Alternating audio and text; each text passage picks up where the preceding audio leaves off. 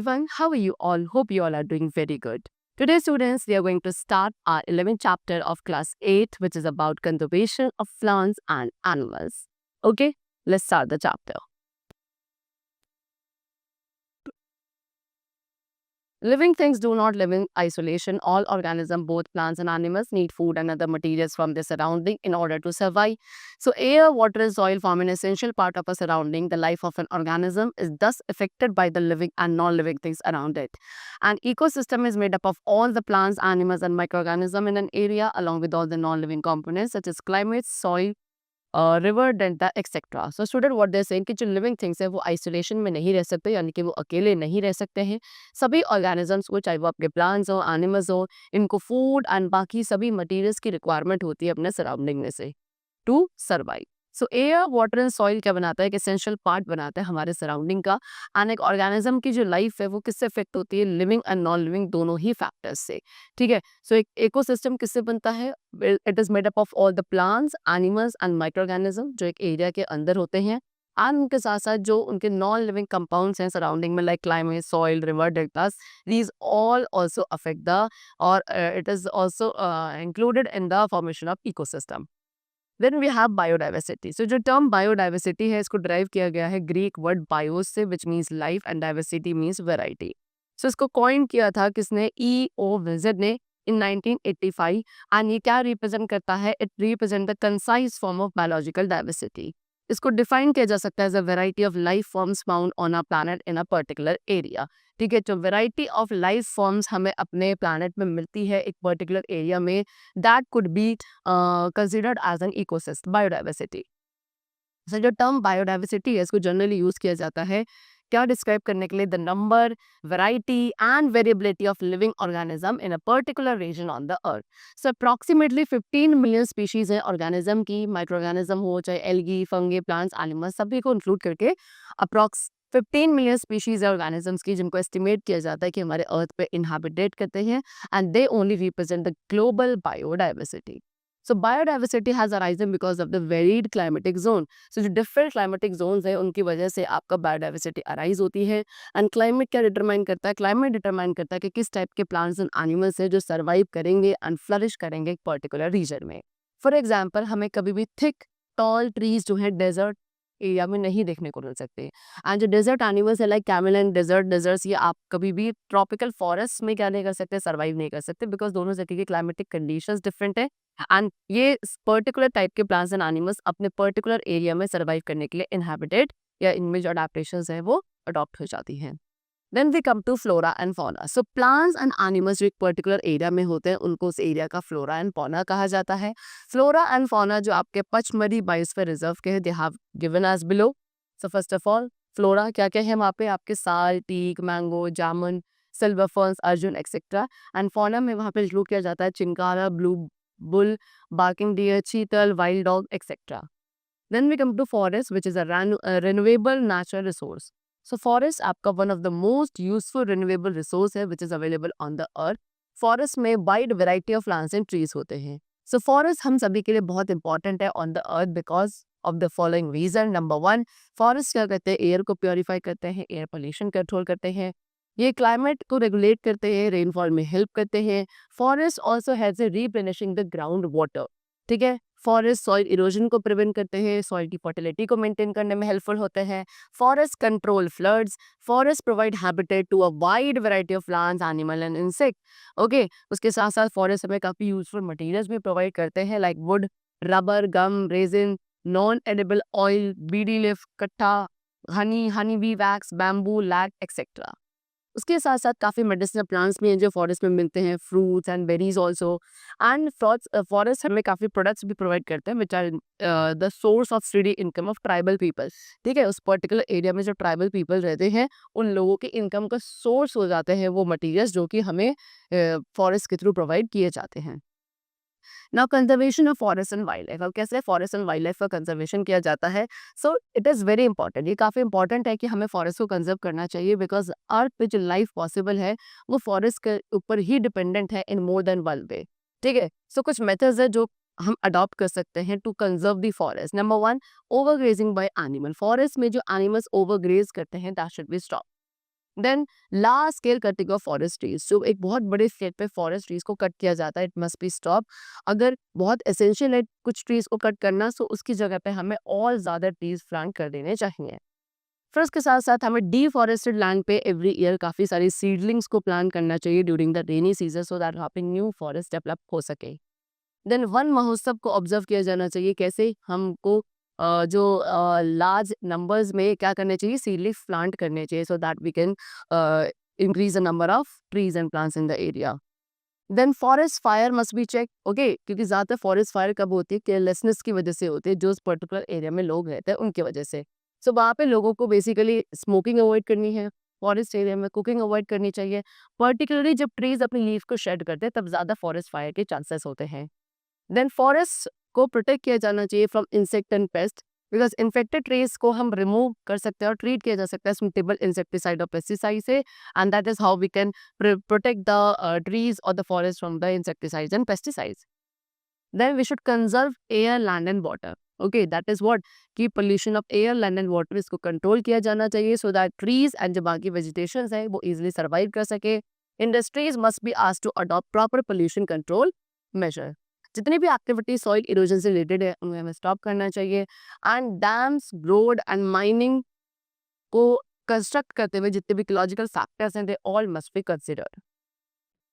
After that deforestation and its causes, तो deforestation क्या है, इसके कॉजेस क्या है।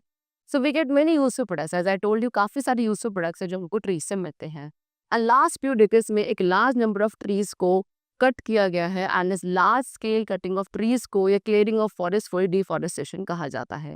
सो डिफॉरेस्टेशन जो है कुछ फॉलोइंग रीजंस की वजह से होता है। Number one, due to the increase demand of wooden timber, जिस तरीके से वुडन टिम्बर की डिमांड बढ़ती जा रही है उसकी वजह से हमें ट्रीज को कट करना पड़ रहा है, डिफॉरेस्टेशन हो रहा है।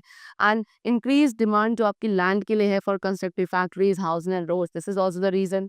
Then due to increase mining activity, due to lowering of water table के लोअर होने से भी आपका डिफॉरेस्टेशन हो रहा है। फॉरेस्ट फायर की वजह से डिफॉरेस्टेशन किया जा रहा है, okay. Then next we come to consequences of deforestation. So deforestation के क्या क्या कॉन्सिक्वेंसेज है। सो डिफॉरेस्टेशन का हमारे एनवायरनमेंट पे एडवर्स इफेक्ट होता है। इसके कुछ फॉलोइंग कॉन्सिक्वेंसेज हैं, जैसे कि ये क्या करता है, सॉइल इरोजन इंक्रीज करता है। जैसे कि आपका टॉप सॉइल इरोड हो जाती है तो lower hard and Rocky soil, जिसमें ह्यूमस का अमाउंट बहुत कम होता है, वो एक्सपोज होने लगती है, एंड ये सॉइल आपकी लेस फर्टाइल होती है। ओवर टाइम जिस तरीके से कंटिन्यूड सॉइल इरोजन होता रहेगा, ये आपकी लैंड को एक डेजर्ट में कन्वर्ट कर देगा, and this is called desertification. ठीक है। डिफॉरेस्टेशन की वजह से हमारे एटमॉस्फेयर में कार्बन डाइऑक्साइड गैस का इंक्रीज होने लगता है, एंड एक उसका पॉसिबल कॉन्सिक्वेंस क्या है, global warming. Because carbon dioxide क्या करती है, जो हीट रेस सन के थ्रू रिफ्लेक्ट करी जाती है उनको ट्रैप कर लेती है by the surface of earth, okay. And जो कॉन्सिक्वेंट इंक्रीज होता है हमारे एटमॉस्फेरिक टेम्परेचर में, ये हमारी वाटर साइकिल को अफेक्ट करता है, एंड इससे लोअर रेनफॉल होता है, this can also cause drought further. Then ground water रिडक्ट होने लगता है, रिड्यूस होने लगता है, बिकॉज जो वाटर एब्जॉर्प्शन कैपेसिटी है सॉइल की वो डिक्रीज हो जाती है due to the cutting of trees, and जो रिडक्शन होता है in absorption of water in the soil, इससे क्या हो सकता है, फ्लड्स हो सकते हैं। It causes shortage of product we get from forest. अगर डिफॉरेस्टेशन आप में एक बड़े स्केल पे होता है, सो उससे जो हमें प्रोडक्ट्स फॉरेस्ट से मिलता है वो हमारे शॉर्ट होने लगते हैं। Then next we come to wildlife. So in recent years, the population of many wildlife species have been decreasing mainly due to the changes in the environment brought about by humans. So कुछ recent years में जो काफ़ी सारी wildlife species की population है जो कि decrease होती जा रही है, mainly environment में changes आने की वजह से, जो कि human beings के through होता है। जैसे कि हमने फॉरेस्ट को क्लियर कर दिया है, ग्रास लैंड को फार्म लैंड में कन्वर्ट कर दिया है, flooded large area by constructing dam, drain swamp, polluted the air, water. So इससे जो है वाइल्ड लाइफ के जो हैबिटेट्स है वो डिस्ट्रॉय हो जाते हैं, एंड एक बैलेंस ऑफ नेचर भी आपका क्या अफेक्ट होता है, डिस्टर्ब हो जाता है। So first of all we are going to talk about endangered and extinct animals. So animals जो आपके एनवायरमेंटल चेंजेस के अकॉर्डिंग एडजस्ट नहीं कर पाते हैं, and they begin to die, okay. So इनमें से ऐसी कुछ स्पीशीज है जो एंडेंजर्ड हो जाती है बिकॉज इनकी पॉपुलेशन काफ़ी कम रह जाती है, एंड अगर ऐसी स्पीशीज को हमने प्रोटेक्ट नहीं किया तो ये एक्सटिंक्ट हो जाएंगी। दैट मीन्स व्हाट कि ये टोटली डिसअपियर हो जाएंगे फ्रॉम द अर्थ। जैसे कि डोडो एंड डायनासोर, ये आपकी दो ऐसी एनिमल स्पीशीज हैं जो कि एक्सटिंक्ट हो चुके हैं in the past years, okay. The mountain quail of western Himalayas, pink ह्यूड duck and Sikkim Stag, ये क्या है? ये कुछ एनिमल्स है जो कि एक्सटिंक्ट हो चुके हैं रिसेंट पास्ट में। The bison, beaver, pronghorn, antelope, tiger, Asiatic lion and leopard, ये सब एंडेंजर स्पीशीज हैं, यानी कि ये एक एज पे है to become extinct. Okay, and कुछ स्मॉलर एनिमल्स भी हैं जो कि एक्सटिंक्ट होने की डेंजर को फेस कर रहे हैं। Example is ruthless killing of snake, ठीक है, बाय ह्यूमंस, जो स्नेक्स को र्यूथलेसली किल किया जा रहा है। ये एक एग्जाम्पल है कि स्मॉल एनिमल्स भी क्या है, एक डेंजर में है of becoming extinct. Okay, if we were to kill all the snakes in the region, the rat population would increase as there would be no more snakes to eat the rat. अगर हम क्या कर देंगे, किसी भी particular reason के जो snacks हैं सभी को क्या कर देंगे, किल कर देंगे, सो जो रैट पॉपुलेशन है इस पर्टिकुलर एरिया में वो इंक्रीज हो जाएगी, बिकॉज कोई भी स्नेक नहीं बचेगा जो उन रैट्स को खा सके। एंड रैट्स जो है फिर आपके ग्रेन्स को खाएंगे, जिसकी वजह से फूड शॉर्टेज होने लगेगी। एंड इस तरीके से ये जो किलिंग ऑफ स्नेक्स है ये डिस्टर्ब कर देगा फूड चेन को एंड फूड वेब को, जो कि उसी का एक पार्ट होता है, and ultimately it will harm us only. Okay, then next we come to biosphere reserve. So under the 1972 wild life protection act के अंडर हमारी गवर्नमेंट ने कुछ प्रोटेक्टेड एरिया को क्रिएट करा, like national park, wild life sanctuaries and biosphere reserve. So biosphere reserve एक protected area है जो कि बायोडाइवर्सिटी को कंजर्व करने के लिए डेवलप किया जाता है। Biosphere reserve multipurpose protected areas है जिनको डेवलप किया जाता है बायोडाइवर्सिटी को कंजर्व करने के लिए, plant, animals and micro organisms की इंटीग्रिटी को डेवलप करने के लिए। उसके साथ साथ इनका जो मोटिव है, it is to educate, train and create awareness about environmental aspects and eco-friendly living. So 12 biosphere reserves है जो कि हमारे कंट्री में सेटअप किए गए हैं, that is Nilgiri, Nanda Devi, Nokrek, great Nicobar, gulf of Mannar, Manas, Sundarbans, Similipal, Dibru Saikhowa, Dibang देबन, पंचमरी और कंचनजंगा। ठीक है, एक बायोस्फीयर रिजर्व के अंदर बाकी सारे प्रोटेक्टेड एरियाज भी होते हैं। Okay, then next we come to endemic species. So species of plants and animals which are found exclusively in the place or a biota are called the endemic species. कोई भी plants and animals की species जो एक particular place या biota में exclusively found करी जाती है, they are called endemic species. And एक endemic species जो है उस particular place या region के लिए unique होती है, जो कि naturally कहीं और found नहीं करी जाएगी। ठीक है, सो एंडेमिक क्या करता है, आपका स्पेशली डेवलप होता है ऑन आइलैंड बिकॉज उसकी जोग्राफिकल आइसोलेशन की वजह से। रिमोट आइलैंड ग्रुप जैसे कि हवाई एंड गैलापागोस आइलैंड्स है, यहाँ पे large number of endemic species present है। Then we come to wild life sanctuary. एक ऐसा एरिया जो कि स्ट्रिक्टली रिजर्व होता है एनिमल्स की प्रोटेक्शन के लिए, that is called wild life sanctuary. So wild life sanctuary भी सूटेबल लिविंग कंडीशंस प्रोवाइड करता है to the wild animals. Okay, और हमारे वाइल्ड लाइफ सेंचुरीज जो है वो सेफ हैबिटेट प्रोवाइड करती है कुछ थ्रेटेंड वाइल्ड एनिमल्स को, like black buck, white eyed buck, elephant, golden cat, pink headed duck, घड़ियाल, marsh crocodile, python, rhinoceros etcetera. एक सेंचुरी के अंदर जो किलिंग है, दैट इज पोचिंग, या जो एनिमल्स को कैप्चर किया जाता है वो स्ट्रिक्टली प्रोहिबिटेड है, that is not allowed, right. And around 492 wild life sanctuaries हमारी कंट्री में, इंडिया में सेंचुरीज आपके broad level forest, mountain forest या बुश लैंड्स होते हैं, the deltas of big rivers. And किसी भी एक सेंचुरी में कुछ एक्टिविटीज है जो अलाउड होती है, and provided these not interfere with the well being of the animals. सब कुछ सिलेक्टेड एक्टिविटीज ही हैं जो वाइल्ड लाइफ सेंचुरीज में अलाउड होती है, लेकिन उसमें भी कंडीशन है कि इन एक्टिविटीज की वजह से जो वहाँ पे एनिमल्स हैं उनकी वेल बीइंग डिस्टर्ब नहीं होनी चाहिए। जैसे कि क्या, हार्वेस्टिंग ऑफ टिम्बर को हार्वेस्ट किया जा सकता है, एंड माइनर फॉरेस्ट प्रोडक्ट्स को कलेक्ट किया जा सकता है। Then next we have national park. So national park is an area strictly reserved to preserve flora, fauna, landscape and historic objects existing in that area is called a national park. एक ऐसा area जो कि strictly reserve होता है, flora, fauna, landscape and जो historic objects है उस particular area में उनको प्रिजर्व करने के लिए, that is called a national park. So animals की ग्रेजिंग, कल्टीवेशन ये पूरी तरीके से रिस्ट्रिक्टेड होता है किसी भी नेशनल पार्क में। अराउंड 106 नेशनल पार्क है हमारी कंट्री में, एंड नेशनल पार्क सतपुरा में है, that is the first reserve forest of India. So rock painting जो एक रॉक शेल्टर्स में मिलता है इस एरिया के, वो इंडिकेट करता है वहाँ के lions, elephant, wild buffaloes and barasingha के एग्जिस्टेंस को, which were during the pre historic period. The finest teak wood ये भी इसी फॉरेस्ट में फाउंड करी जाती है। सतपुरा टाइगर रिजर्व को डेवलप किया गया था कि टाइगर पॉपुलेशन के सर्वाइवल एंड मेंटेनेंस को एश्योर करने के लिए इन आर कंट्री। एंड उसके अलावा भी कुछ वेल नोन नेशनल पार्क या सेंचुरीज हैं which are setup in our country, like Kanha national park which is in MP and it is mainly to preserve tiger population. Okay, then Jim Corbett national park in Uttarakhand, Bharatpur bird sanctuary in Rajasthan which is a winter home of migratory bird. बहुत सारी migratory birds यहाँ पे winter season में आती है, most commonly Siberian crane. Then Nandankanan biological park which is near Bhubaneswar, it is a captive breeding of white tigers.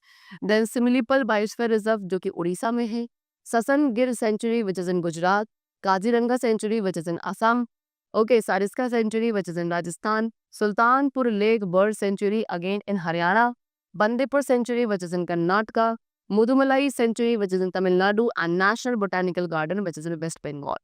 Okay, then next we come to species categorized under World Conservation Union. So World Conservation Union के under species को कैसे categorize किया गया है? So International Union of Conservation of Nature and Natural Resources, that is IUCN, ये presently जिसको आप WCU World Conservation Union कहते हैं, इन्होंने प्लांट्स एंड एनिमल्स की स्पीशीज को कुछ फॉलोइंग 4 कैटेगरीज में डिवाइड किया है।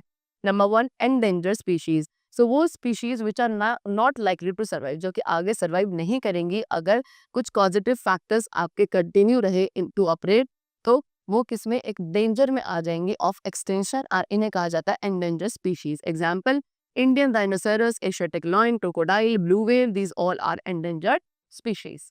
Next we come to vulnerable species. तो वो स्पीशीज जो आपके एंडेंजर स्पीशीज हो सकती हैं अगर पॉजिटिव फैक्टर्स आपके कंटिन्यू रहे टू ऑपरेट, इन वल्नरेबल स्पीशीज कहा जाएगा। Example, golden langur, chinkara deer, blood pheasant, these all are vulnerable species. Then we have rare species. So वो स्पीशीज जो एट प्रेजेंट एग्जिस्ट करते हैं लेकिन बहुत ही स्मॉल नंबर में, इन्हें आप रेयर स्पीशीज कहते हैं। Example, golden cat, Indian pied hornbill, crestless Himalayan porcupine, these all are rare species. Then we have threatened species, so endangered species, vulnerable species and rare species, इनको collectively कहा जाता है threatened species. Now next we come to Red Data Book. So एक ऐसी book जिसको IUCN which is presently known as WCU, इसके through publish किया जाता है, जिसके अंदर जितनी भी इंफॉर्मेशन है on the endangered species of plants and animals ये प्रोवाइड करी जाती है। ऐसी बुक को रेड डेटा बुक कहा जाता है। एंड जो first red data book of animals थी उसको पब्लिश किया गया था इन 1991। ओके, एंड इस बुक के थ्रू जो IUCN है वो क्या करता है, अवेयरनेस क्रिएट करता है about the endangered species. After that, we come to the topic migration. The seasonal movement of animals is grouped from one habitat to another if called migration. So animals का जो seasonal movement होता है किसी एक habitat से दूसरा habitat में in the groups, that is called migration. So वो animals जो migrate करते हैं उनको migratory animals कहा जाता है। कुछ common migratory animals है like birds, fish, turtles, whales and butterflies. Arctic tern जो कि एक स्मॉल बर्ड है वो क्या लॉन्गेस्ट डिस्टेंस फ्लाई करती है from north pole to south pole जब विंटर सीजन होता है नॉर्थ में, एंड फिर वापस साउथ पोल से नॉर्थ पोल में चली जाती है जब वहां पे विंटर्स होता है साउथ में। ओके, एंड समर होता है नॉर्थ सी में। Now need for migration, migration की क्या नीड है, क्यों जरूरत पड़ती है? सो एनिमल्स माइग्रेट करते हैं इन हॉस्पिटेबल विंटर कंडीशंस को से बचने के लिए, प्लेंटी ऑफ फूड फाइंड करने के लिए, एंड एक वार्म प्लेस पे अपने एग्स को ले करने के लिए, सो दैट वहां पे वो इंक्यूबेट कर सकें। Okay, now legal provision for conservation of biodiversity. So हमारे कंट्री में सेवरल लीगल प्रोविजन या एक्ट हैं जो कि वाइल्ड लाइफ एंड फॉरेस्ट के कंजर्वेशन के लिए इनैक्ट किए गए हैं बाय द गवर्नमेंट। ये इनको हम फॉरेस्ट कंजर्वेशन एक्ट या वाइल्ड लाइफ प्रोटेक्शन एक्ट कहते हैं। First of all, forest conservation act. So forest conservation act empower करता है गवर्नमेंट एंड फॉरेस्ट डिपार्टमेंट को, ठीक है, किस चीज के लिए, to create and manage reserve forest, protected areas and village forest. इसके थ्रू क्या किया जाएगा, reserve forest create and manage किए जाएंगे, एंड कुछ protected forest and village forest भी क्रिएट एंड मैनेज किए जाते हैं। इसके through government and forest department को एम्पावर किया जाता है कि वो फॉरेस्ट को कंजर्व करें as a natural heritage. Forest produce जो होता है, प्रोडक्ट्स जो होते हैं, उनके मूवमेंट को कंट्रोल किया जाए, एंड जो कैटल ग्रेजिंग होती है फॉरेस्ट में उसको कंट्रोल एंड रेगुलेट किया जाए। Then next we have Wildlife Protection Act, and इस एक्ट के क्या ऑब्जेक्टिव्स हैं, prohibition of hunting of listed threatened species. जितनी भी लिस्टेड थ्रेटेड स्पीशीज है उनके हंटिंग को प्रोहिबिट किया जाए, बैन किया जाए। Okay, national park, sanctuaries and biosphere reserve को सेटअप करना, मैनेजमेंट करना, ये इस एक्ट का ऑब्जेक्टिव है। एंड कैप्टिव ब्रीडिंग को कंट्रोल एंड मैनेज करना, specific plants and natural habitats जो एनिमल्स होते हैं उनके protection is also an objective of this app. Then we have reforestation. Redevelopment of forest by planting more trees in place of the trees destroyed is called reforestation. So एक particular place पे जहाँ पर trees destroy हो गए हैं वहाँ पे forest को redevelop करना by planting more trees, that is called reforestation. So reforestation आपका नेचुरली भी हो सकता है एंड जब हम डिस्ट्रॉयड ट्रीज को रिप्लेस करते हैं तो जो ट्रीज है सेम स्पीशीज के उन्हें ही प्लांट किया जाना चाहिए.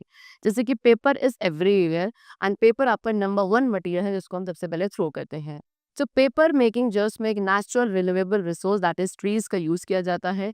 पेपर में क्या करते हैं जो वुड होता है ट्री का एक्सेप्ट बार्क एंड रूट, बार्गन रूट को छोड़कर बाकी जो वुड वाला पार्ट है उसको पल्प में कन्वर्ट किया जाता है पेपर मिल्स के थ्रू एंड उसके बाद उस पल्प को ब्लीच करके पेपर में रोल किया जाता है. ओके, सो पेपर को हम रिसाइकल कर सकते हैं 5 to 7 times for use and recycle paper जो आपका वेस्ट पेपर से बनाया जाता है. डिफरेंट काइंड्स के पेपर्स है, डिफरेंट टाइप्स ऑफ पेपर्स होते हैं जिनको रिसाइकल किया जाता है into different types of new products and सभी वैरायटी के पेपर जो उनको रिसाइकल नहीं किया जा सकता. Tissue, napkin, paper towel, candy rappers, paper cups, plate, glossy paper, ये सभी आपके रिसाइकल नहीं किए जा सकते हैं. And during the last decade जो डिमांड है रिसाइकल पेपर की वो भी आपकी एप्रिशिएबली क्या हो रही है, इंक्रीज हो रही है. ओके, चल, the chapter is completed. I hope you all must have understood the chapter very clearly. Let's meet very soon in the next class with a new chapter. Till then, take care and thanks to all.